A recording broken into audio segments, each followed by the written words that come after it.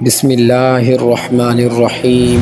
میں کسی اور بات کو ساتھ ملائے اپنی گفتگو کا آغاز کرتا ہوں تاکہ آپ اپنے مقصد کو سن کر سبق حاصل کریں اور اپنی زندگی میں اس مقصد کو اچیو کریں جس کے لیے آپ اس دنیا کے اندر تشریف لائے ہیں۔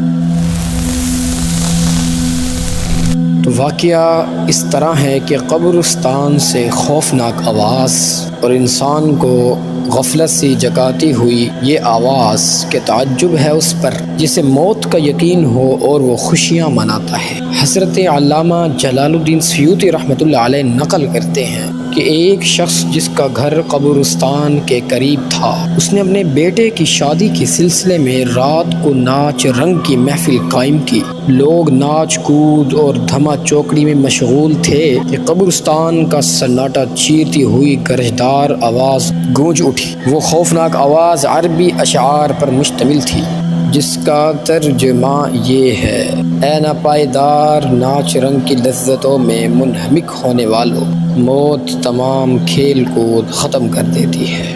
بہت سے ایسے لوگ جو مسرتوں اور لذتوں میں غافل تھے، موت نے انہیں اپنے اہل و عیال سے جدا کر دیا۔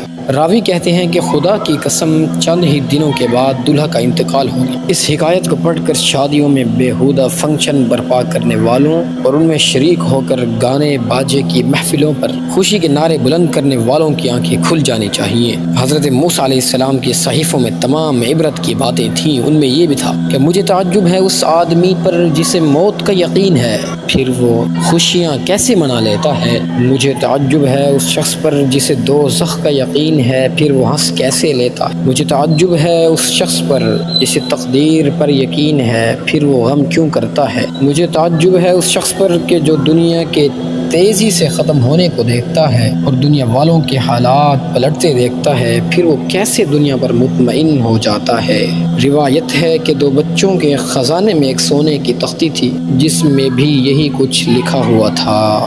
امید ہے کہ اس عجیب سے واقعے سے ہماری آنکھیں کھل جانی چاہیے۔ اللہ سے یہی دعا کرتے ہیں کہ اللہ ہمیں غفلت کی نیند سے جگا دے اور ہوش کے ناخن عطا فرمائے تاکہ ہم آخرت کی صحیح تیاری کر کے اللہ سے مل جائیں۔